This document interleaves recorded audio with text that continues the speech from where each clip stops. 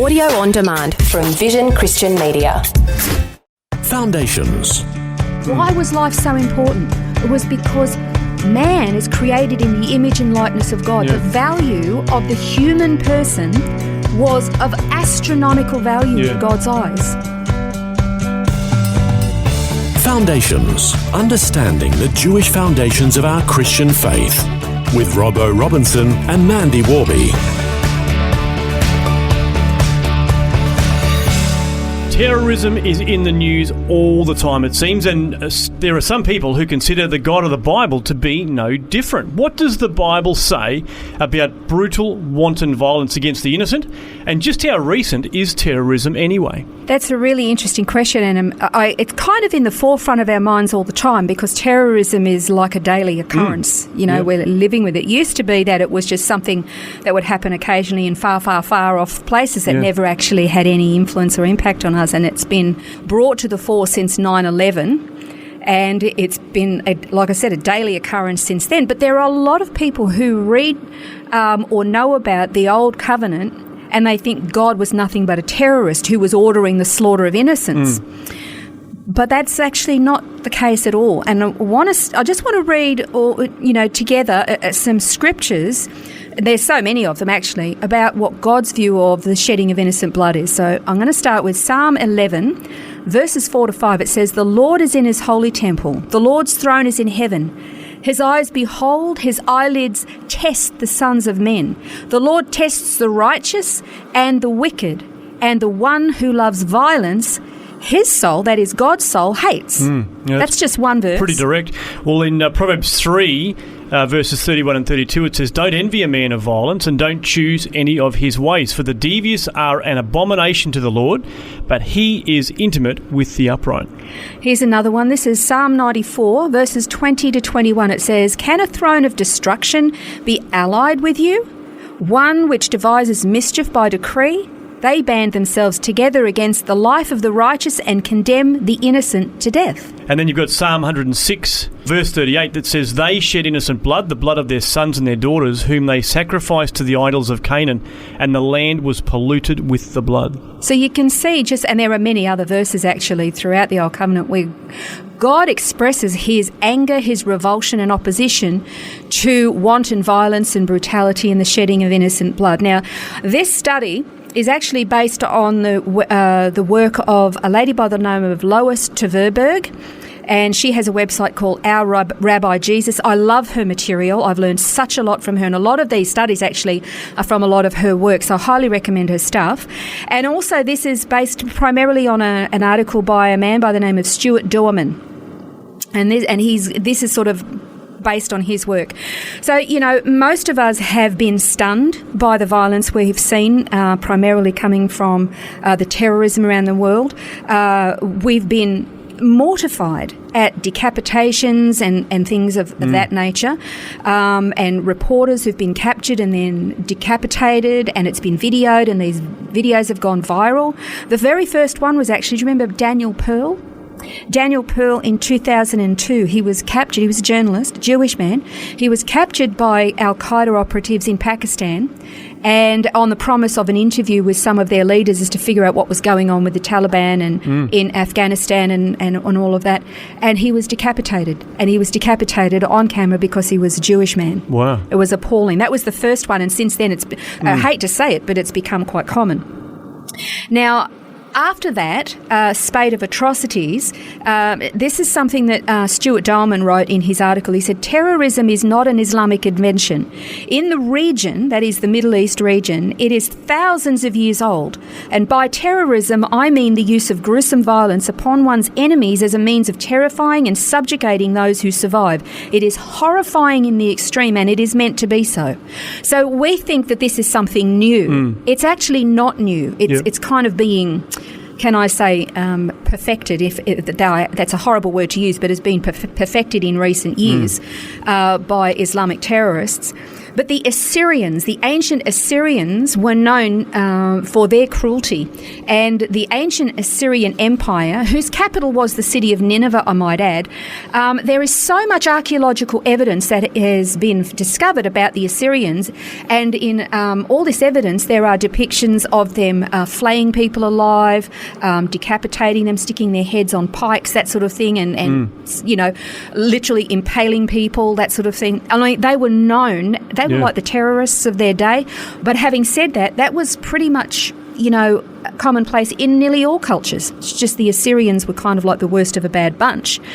And an ancient Nineveh, I might add, is actually opposite the city of Mosul today in Iraq. Oh, right. So that's where the ancient ruins of the city of Nineveh are. So you can imagine, with that reputation, when Jonah got his message to go to Nineveh and tell the people there to repent, you can see why Jonah got in a boat and went the opposite direction. Right, why would you run into that? It was like God calling you to Afghanistan and saying, go and preach to the Taliban. The Taliban.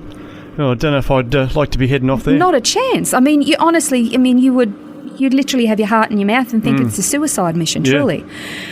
So, when you discover all of this information about the ancient world, something about the modern humanities scientists have been really shocked about this, because they always thought, have you ever heard of the phrase the noble savage? The noble savage is this belief that ancient cultures, while they may have been primitive and savage, they all lived harmoniously together. However, archaeological finds are now discovering, when they find the remains of ancient peoples and bodies, they're discovering the overwhelming majority are dead because of homicide. It was a very, very violent place.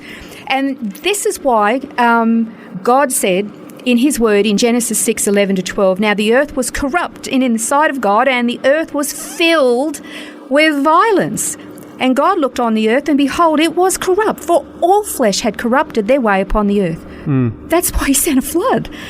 Now, when you read the Torah, you discover that the attitude of the Hebrews was absolutely contrast to the rest of the world, totally different to the rest of the world. Well, life was so cheap, there was really no value to human life for all those nationalities, wasn't it? Absolutely. In fact, we might even get a chance to learn about, the law codes of other people. Like, for example, in the ancient world, murder was considered a debt between two clans, all right?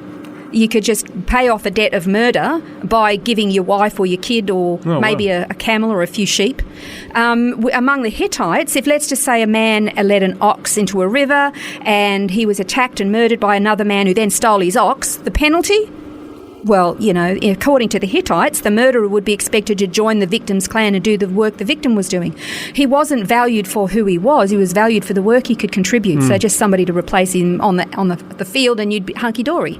So life was quite cheap then. But according to the Bible, the Torah, it was revolutionary in that age, in that time in history. Because God said, as far as he was concerned, you take a man's life, you pay with your life. Yeah. That was unprecedented. Why was that? Why was life so important? It was because man is created in the image and likeness of God. The value of the human person was of astronomical value in God's eyes. And so the penalty for murder was that astronomical, that extreme.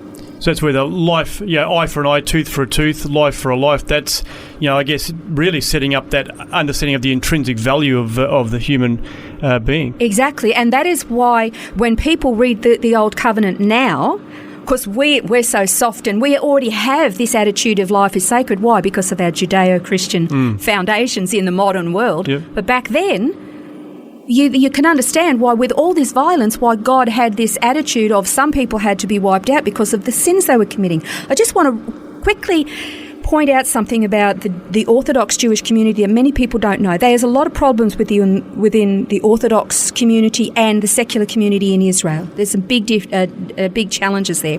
But one thing about the Orthodox, and that is what most people don't know, is that when there's a terror attack in Israel, very often it's the Orthodox Jewish men who will go out where an attack has taken place and they will collect body parts. And it doesn't matter whether it's a body part of a victim or the perpetrator of the terrorist. They collect those body parts to ensure that they are given a proper burial. And the reason being is that human body is sacred because it is created in the image and likeness of God. They will always err on the side of life. And we see that with the Hebrew midwives in Genesis. Yeah. We see it with Rahab the harlot in Jericho. They told lies. Yet why did God reward them? Because their lie was for the sake of saving life. Yeah. And that was the overriding thing. God rewarded them. Life is always the most important thing. And if you read in Genesis 9, 5-6, God is saying lifeblood will be required of you, and whoever sheds it, they're going to lose their life. God had this standard in the ancient world that was unprecedented at that particular time in history. We're going to continue to look at this in the next program, the differences between terrorism and the Torah, which of course is God's law. That's next time on Foundations. This has been Foundations, a look at the Jewish foundations of our Christian faith. For study notes, resources and more, see vision.org.au/foundations. Thanks for taking time to listen to this audio on demand from Vision Christian Media. To find out more about us, go to vision.org.au.